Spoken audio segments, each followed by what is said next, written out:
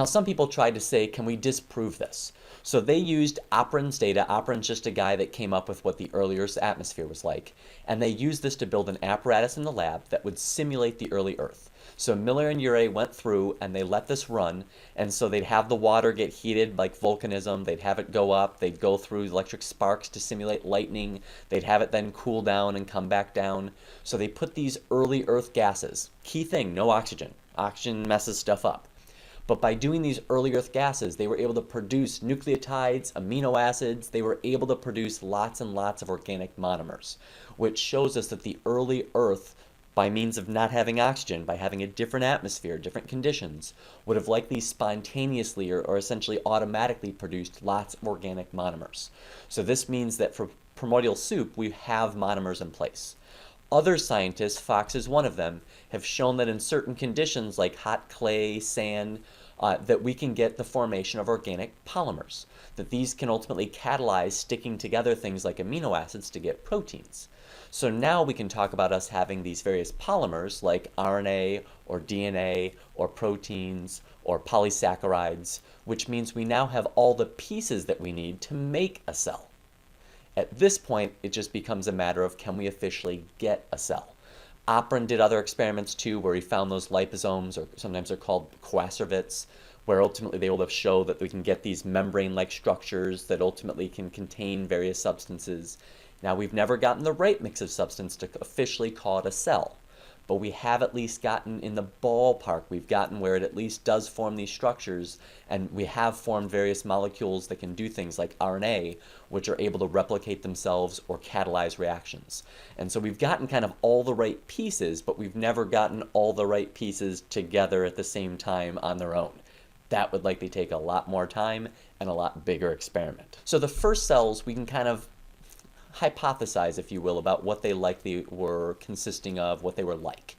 And so most people think that the early world was an RNA world, because RNA can act not only as a genetic information, but it can also act as a catalyst. So they're called ribozymes, but they're essentially a RNA enzyme. And so because it can satisfy both this genetic need that we have for life as well as this metabolic need, RNA is our likely culprit for what the first cells have.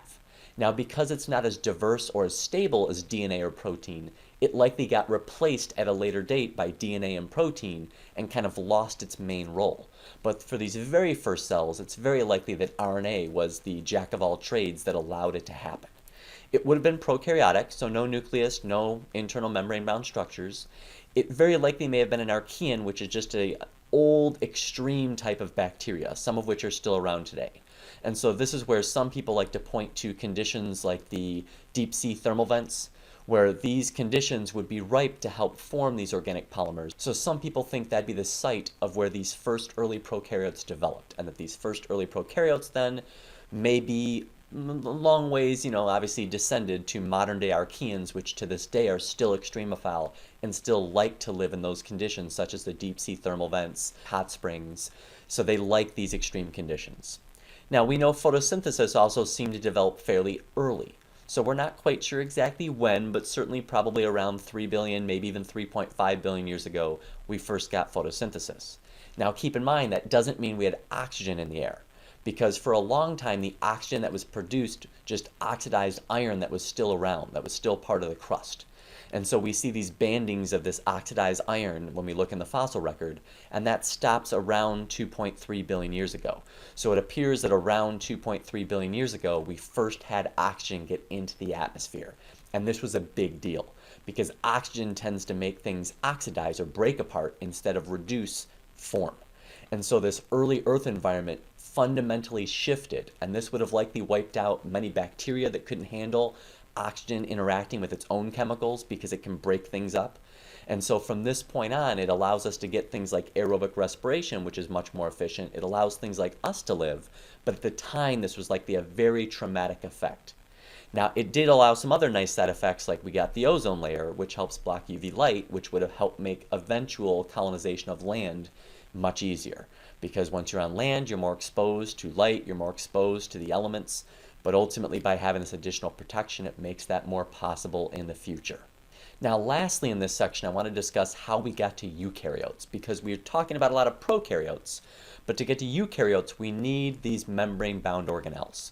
And most of these membrane-bound organelles we got by doing membrane infoldings, where likely some of this cell membrane folded around the nucleoid, this little region of DNA in bacteria, and eventually became the nucleus. You probably had other infoldings that became the ER, that became the Golgi apparatus, the additional stuff we have that's membrane bound in the cell.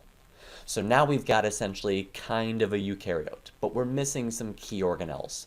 Specifically, if you're an animal cell, the mitochondria, and if you're a plant cell, we're missing the mitochondria and the chloroplasts. You might see people talk about other plastids, but I'm just going to use the chloroplast as the example in this one.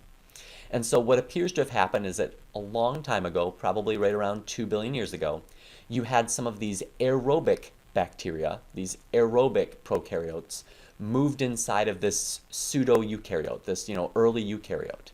And so I don't know if it was eaten, I don't know if it was just living inside mutualistically, or if it was some weird endosymbiotic parasite, but regardless, the two lived together, and the big cell didn't digest the small cell.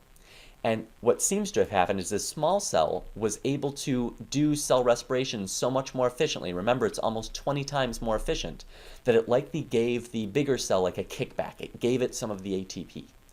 And because it's so much more efficient, even if it only shared a part of its ATP, it was likely more than that cell had previously.